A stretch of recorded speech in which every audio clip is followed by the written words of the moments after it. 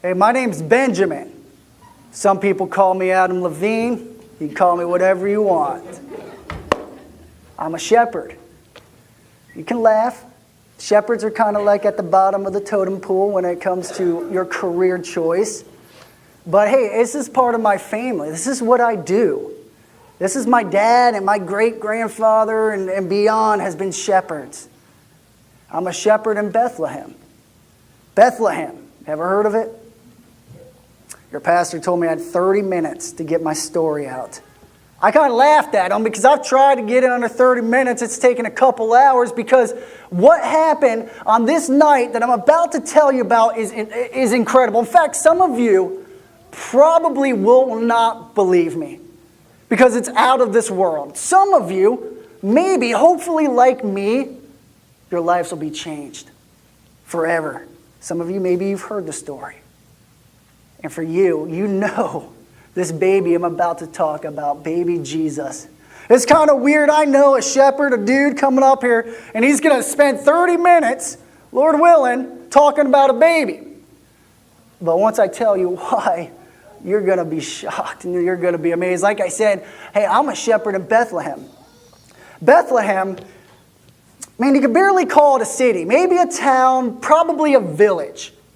And I say a village because our population, man, we're probably at most 10,000, 15,000. We're a small village, but we're on the map, right? You can find us on a map for a couple reasons. One, we're called the city of David. The city of David. You know who David was? King David. He was hundreds of years before my time, but one of the greatest kings in Israel, started off like a shepherd.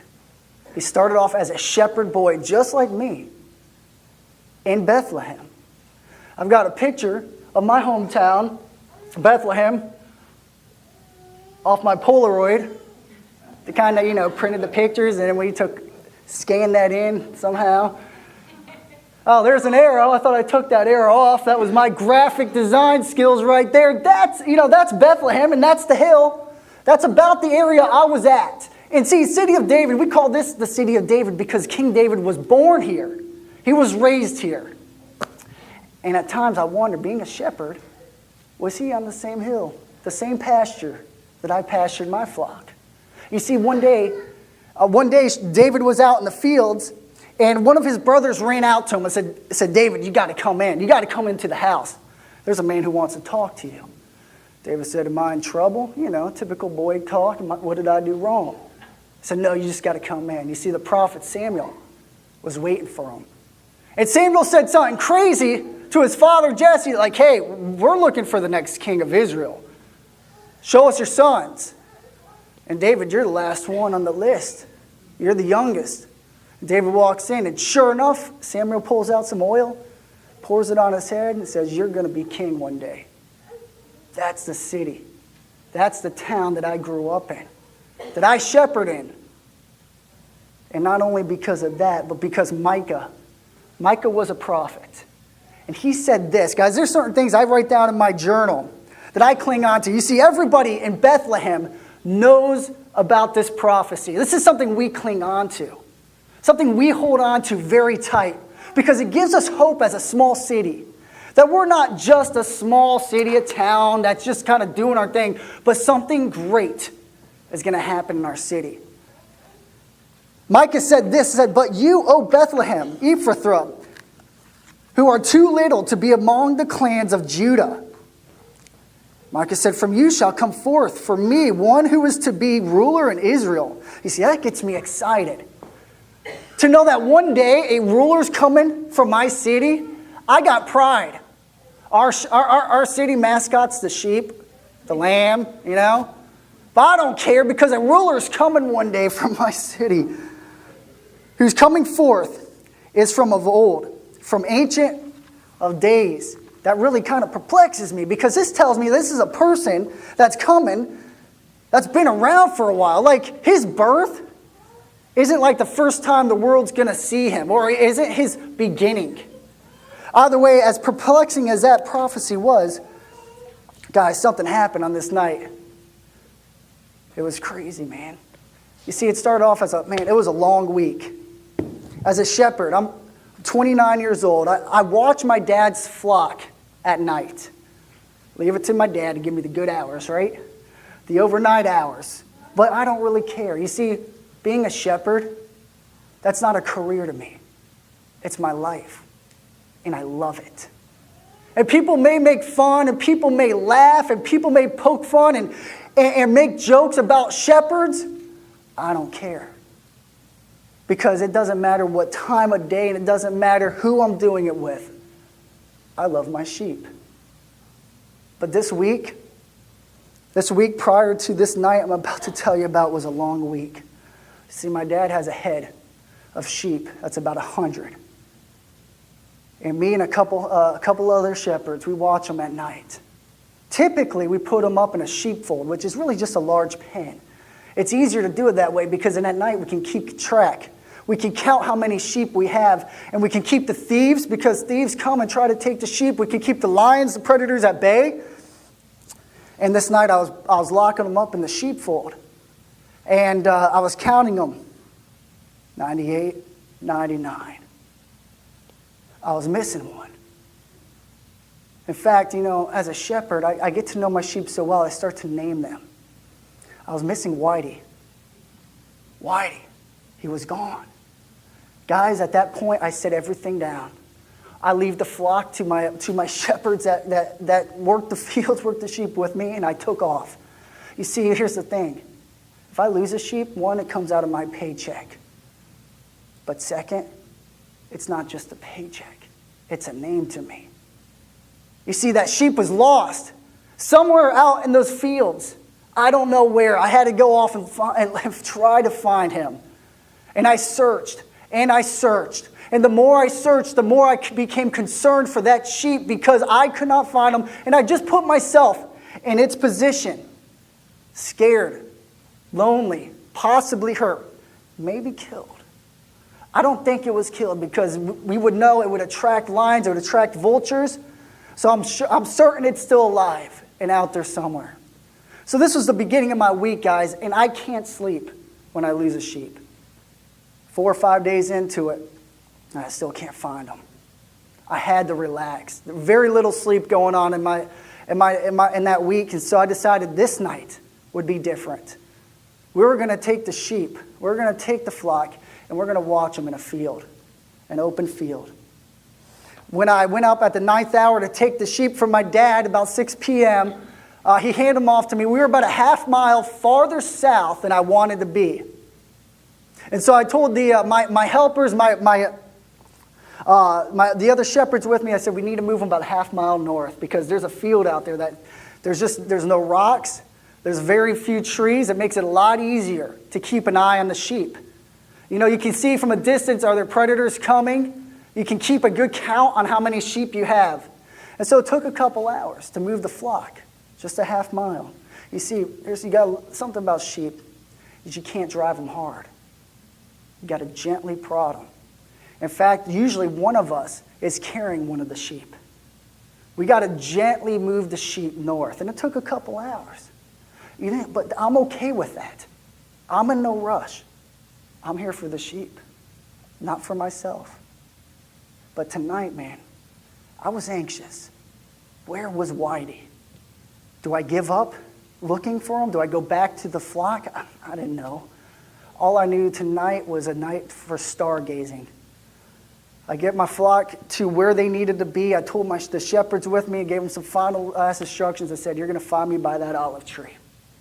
I got a couple sheep that follow me very closely. They're like the shepherd's pet. They're always like trying to do things to please me and whatnot. And so they followed me over to this olive tree, and I set my staff down in my knapsack, and I just plopped down by the olive tree, and I just thought. I thought about life. It's clear sky that night. You could see every star. The thing is, from this olive tree, I could also see all of Bethlehem. As I looked out, you could see Bethlehem was a little busier than normal. It's probably about 9 p.m. The inns were full. Because, see, there was a census going on in the area. So everybody had to return to their hometowns. And there's no, so the inns were full. We have about 3 inns in Bethlehem. All of them were taken up. And I could see it, people coming in from the Jerusalem road into Bethlehem. And I'm sitting there against this tree, and I'm just looking out. And I'm thinking about life. I'm trying to just shed the stress. You know what I'm talking about? You just have one of those weeks that everything is turned upside down. And I just trying to let it go, trying to breathe through it. And in the distance, I saw something that caught my eye. As they came closer, I could see it was a woman on a donkey and a guy walking next to her. The closer they got, the more I could see she was hurting. She was hurting. And then finally I could see she was pregnant. In fact, she was so pregnant, and the way she was moaning and holding her belly, I knew that baby was coming tonight. Kind of took my mind off of my problems as I watched this woman. My heart kind of went out for her. I never given birth. I don't ever plan on giving birth.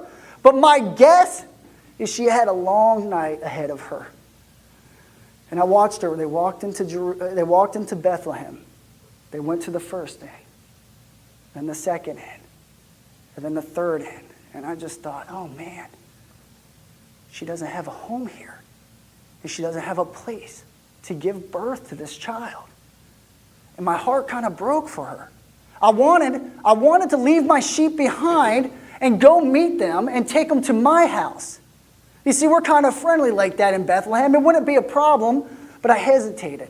You know, I had too much stuff on my mind, so I just watched. I guess she found the spot. It looked like she landed at Jesse's Inn because she ducked behind some buildings and I didn't see her come out. So my assumption is she was okay. Well, the night turns crazy at this point because I'm sitting there against an olive tree and I'm just looking at the stars. And all of a sudden there's this light. A light in the distance. I'm like, that's peculiar. And I called out to the other shepherds and said, you see that? What is that? UFO or something? You know, I mean, what are they doing out there? They're launching aircraft or again. And guys, all of a sudden this light just right in front of me. And it was just, I've heard of angels. I never seen one. I never want to see one again. Because all of a sudden, bam, I got to call it an angel. I don't know what else to call it. Between you and me, I just about wet myself. I fell on the ground, curled up, and I was so afraid. And this dude's words was like, hey, fear not. I said, let me work on that for a minute. And he says, I bring you good news. I said, all right, okay. What's going on here? He says, a baby's going to be born. Okay, the good news? No, it's going to be the Lord. And he's here to bring peace. Trying to process what this angel dude is saying and what I'm seeing in front of me. And the other shepherds are by me and they're just like stone cold as they don't know what to do. The sheep, I don't think the sheep really noticed. They just kept doing their thing. And then finally I'm kind of gathering my composure. And before I knew it, just a legion of angels. I thought one was enough. This dude could have told me he had an army coming behind him. It would have saved me because then I did wet myself. And as a shepherd, that's not cool. I had to blame it on the sheep. But, and they just start singing. Glory to God in the highest. Guys, I tuned out. All I could think was whatever's going on tonight is something that will be remembered forever. This is going to change the world. I'm witnessing something that is going to literally change the world. And then Micah came into my mind. Is this it? Is this what Micah was talking about? Is this the night the ruler will be born? And like that, the angels were gone. Disappeared. And I'm standing there, kind of, just covering my... I said, forget it. I talked to the shepherd and said, we got to go. I said, the angel said the baby would be wrapped in swaddling cloths and lying in a manger. I said, we know exactly where that is. That's that couple that just walked in and went to Jesse's Inn. He's got a place to hold animals. And he's got a feeding trough that's typically empty. I guarantee you the baby's there. I said, we've got to go see this child. And one of the shepherds, always the critical one, he's like, well, what about the sheep? I said, come on, are you kidding me? He's like, well, we've already lost one. We don't want if we lose another one. I said, you're a damn brag. I'm leaving without you. And I took off. And they all followed me. You see, I didn't care about the sheep at that moment. There's something greater that I cared about. What were these angels talking about? Who was born? I figured God could take care of the sheep for a couple hours. I mean, these were my livelihood. I already lost one. What's 99 more? I'll be back. We'll figure it out. I got to see this baby. Guys, and I took off down that hill like I was a cross-country runner. And I'm more like a sprinter. I just took off. And I was running so hard that I had a few of my shepherd friends behind me. They were trying to trail me, and I took off. It was probably midnight at this point, maybe 1 o'clock in the morning, and I'm tailing through Bethlehem. I'm ripping up the streets. Dust is following me, and I don't know, it probably looked like I was on a dirt bike or something. Guys, I was going so quick. I wiped out. I busted my cheek open, and I was bleeding all over the place. I said, it doesn't matter. Get back up, and I'm busting down, and there it was. I could see the lantern in the window. And I'm keeping my distance because I'm a shepherd, I'm a dude. I didn't want to pretend I was running to see a baby. So I was trying to get my composure. The guys caught up with me, and they're all out of breath, worse than me. And I'm just like, hold on. So let's get a game plan here. Let's just kind of whistle and walk by. Oh, it's a baby. That's the plan. That didn't work. I was too excited, man. I just took off right into that area where Mary and Joseph were, and I was just standing there, blood coming down my face, and there he was, just like the angel said, wrapped in some cloth, laying in a manger. I could tell Mary was getting ready to try to feed the baby, but we're kind of interrupting their privacy. She was worn out. He was worn out. I couldn't care at that moment. I just had to lay my eyes on that baby. Absolutely incredible.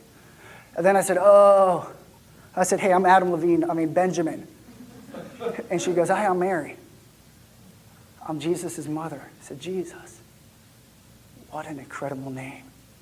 And this is Joseph, Jesus' kind of father. I said, this is going to get crazy. I know it. I said, well, listen, let me tell you what just happened just an hour ago. I told her about the angels. You can just see her in her eyes, just soaking it in. She knew her baby was different. She knew. And she looked at me and she goes, well, let me tell you. She goes, I'm still a virgin. Joseph, kind of the dad, kind of not. Like I told you, it's getting crazy. And I said, and she goes, you probably won't believe me. I said, I got a deal for you. You believe me, I'll believe you. And she goes, well, I believe you about the angels because I had an angel show up to me and say, hey, I know you're a virgin, but you're going to have a baby. This baby's going to be the child of God. And I said, wow. And Joseph, he saw an angel too.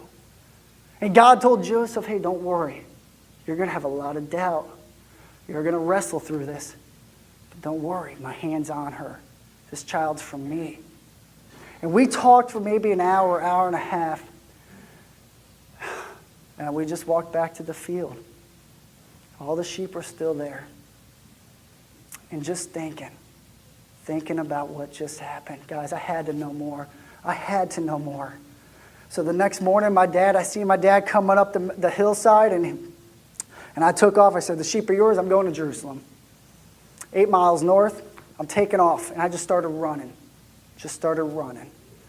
And eventually I get there about probably 7 o'clock in the morning. I go straight to the temple, and I need to talk. And I just found the first priest I could find. And I said, you got to answer some questions I have. The man was a bit old, a little bit bent over. You could tell he was just waking up himself, and he's just kind of stretching. And he goes, son, let me guess, you're a shepherd. I said, what? I said, you're a prophet, aren't you? He said, no, you smell like sheep. I said, oh, that makes sense. Well, regardless. I said, I don't want to go into details. I said, but I saw something last night. I said, could you help me learn about what I saw? I said, I know Micah talked about Bethlehem being the birthplace of a ruler. And I said, I saw a baby born last night that I think was different. And the old man, he looked me in the eyes. He said, I've been waiting for you. He said, a few days ago, I pulled out the scroll from Isaiah. I read a prophecy, and as I was reading it, God kind of just urged me. He said, hey, remember this one. I'm sending you someone soon. And you're going to talk to him about it. And this is what he read me. This prophecy from Isaiah, he said, go on up to a high mountain, O Zion, herald of good news. Lift up your voice with strength, O Jerusalem, herald of good news. Lift it up, fear not. Say to the cities of Judah, behold your God. He stopped for a moment. He looked at me. He said, you just saw God. He said, I'm absolutely convinced that the Son of God was born last night. He went on and kept reading. He said, behold, the Lord God comes with might, and his arms rules for him. He kept reading, behold, his reward is with him, and his recompense before him. He will tend his flock like a shepherd. I said, whoa, could you read that again? He said, he will tend his flock like a shepherd. He looked at me and he said, hey, you love your sheep, don't you? I said, I do. I said, most people don't get it. Most people laugh when I talk to them as if my sheep are my children, but I do. He said, you get a little taste of what that baby boy is here and what he's all about. He went on, he kept reading. He said, he will gather the lambs in his arms. He said, have you ever done that? I said, often. If they're weak, if they're falling behind, if they're hurt, or if I just want to carry them, I wrap them up in my arms and I hold them as if they're my child. He said, he will carry them in his bosom and gently lead those that are with young. I looked at him and I said, I get it. I think I get it. I walked back to Bethlehem, another 8 miles. My feet blistered and bloody at this point. It really, you just start thinking. The aches and pains of the body start to go away. And I'll tell you this, you start thinking about Jesus, and the cares of this world start going away. Because I saw a baby. I'm not afraid to say it. I don't care what you think of me. I saw a baby. His name was Jesus. And guys, the most amazing thing happened. I went up. I was a little bit late for my shift. My dad, he understood. I saw my father in the distance on the hill. And he had a lamb wrapped around his neck. I walked up. He goes, son, because I found Whitey. He was tangled in a bush. I said, I had to cut off a lot of his coat, but he's okay. I looked at my father and I said, wow. He said, you're going to have to take care of him tonight. You're going to have to hold him. You're going to have to lead him gently. And he handed me Whitey.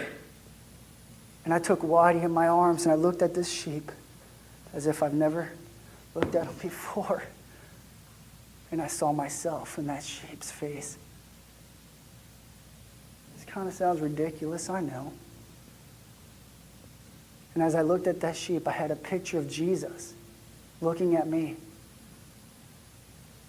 And all of a sudden, my week, all the cares and the anxieties of my week began to melt away because of that baby. I know there's prophecies about that baby, that he's going to come and he's going to be a sacrifice for my sins. I don't fully understand. But I'll tell you this. I've now got a relationship in my heart with Jesus. The cares and the anxieties of this world, they don't matter anymore. Because he came for me. That's what Isaiah said. He came for me to carry me in his arms, to wrap me and hold me. Yeah, I don't know about you, But if I could take a guess, there's probably some cares going on in your life. It's the holiday season. What's the holidays without anxiety? You might have some family issues, family relationships that are broken. You may be suffering with physical pain. You may just be wondering about God.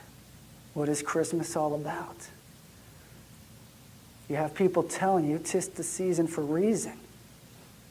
And you just scratch your head, are they right or are they wrong? I will tell you this. I saw that baby. His name was Jesus. God sent a host of angels to announce his birth. I know he's real. And not only that, he has carried me in his arms. He has led me beside still waters. Life's not all perfect, but my hope is in him. Tonight, you'll go home, and you'll celebrate Christmas, and you'll have a wonderful time opening gifts. What an incredible time to celebrate family and the blessings of God. But will you leave tonight trusting a little bit more into Jesus? Do you know him? Do you know him? And I'm not talking about up here. You all are here tonight. To some extent, you've recognized him. But do you know him? Do you lean on him? Do you allow him to wrap you in his arms and say, hey, your world is upside down. I get it. It may not get better circumstantially, but trust in me, and the cares of the world will begin to fade away.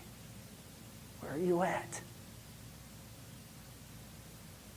We've got a couple soul care workers, if y'all don't mind coming up here.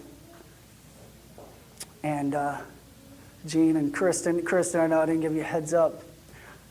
Where are you at? You can bring your babies too. They're more than welcome to join you. These ladies, I'll stay up here available too. We're here to pray with you, to lead you into Jesus' arms, to tell you, to whisper in your ear, hey, it's okay. It's okay. The words that Jesus tells you, it's okay.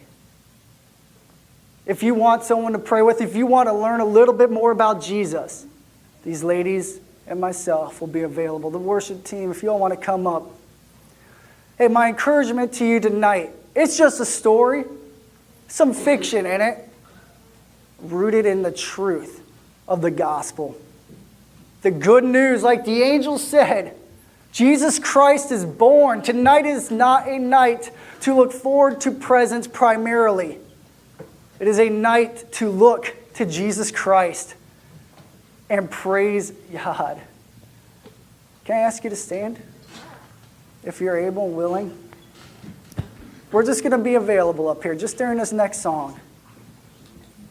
If you want to pray with us, let us pray with you. If you want to just talk, if you want to learn more, we're available.